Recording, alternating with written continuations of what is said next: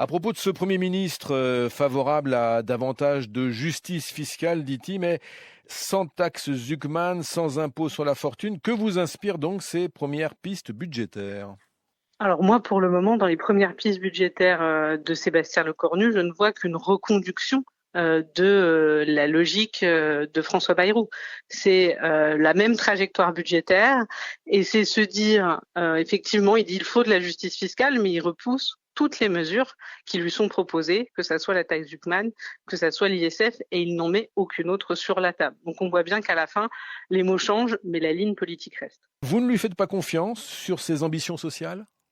Non, je n'ai aucune confiance en Sébastien Lecornu et depuis qu'il a été nommé, il ne nous a donné aucun acte qui permettrait de commencer à se dire que nous pourrions lui faire confiance. Aujourd'hui, pour moi, les signaux sont au rouge. Sur la méthode, le Premier ministre propose des compromis à l'Assemblée. Est-ce que les écologistes sont prêts à des compromis ou est-ce que vous n'y voyez toujours que de la compromission? Mais les écologistes ont fait adopter plusieurs lois à l'Assemblée nationale, que ça soit la taxe Zuckman qui a été adoptée à l'Assemblée nationale, que ça soit un revenu garanti pour les agriculteurs ou l'interdiction des polluants éternels. Nous savons construire des majorités dans cette Assemblée. Mais ce que propose le Premier ministre, c'est pas un compromis.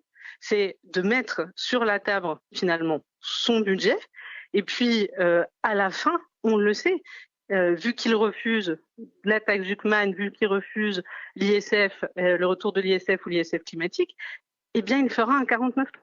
En fait, il veut changer la forme sans finalement changer de fond et changer de politique. Et ça, en fait, à un moment, ça suffit. Est-ce que les écologistes voteront la motion de censure que les Insoumis entendent déposer dès mercredi? Alors, le groupe écologiste et social a écrit à tous les présidents de groupe de gauche et on dit c'est simple. En fait, il y a deux options. Soit le Cornu renverse la table, soit il sera renversé.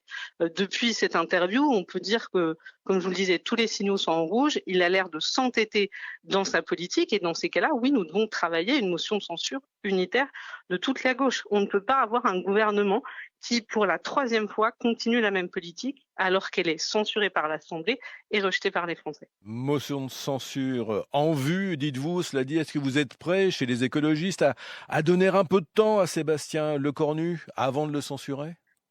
Ça fait, en fait, depuis juillet 2024, c'est la même chose. Moi, peu importe qui s'appelle Michel Barnier, François Bayrou, Sébastien Lecornu, la seule question qui compte, c'est quelle politique. Et on voit que finalement, c'est de nouveau les macronistes, de nouveau LR. On a quand même un Premier ministre qui, là, envisage le fait de valider le moratoire sur les énergies renouvelables refusé par l'Assemblée nationale sur la question énergétique. Donc oui, en fait, à ce stade, la question, c'est pas du temps. Ils ont eu beaucoup de temps. La question, c'est est-ce qu'ils sont prêts à changer?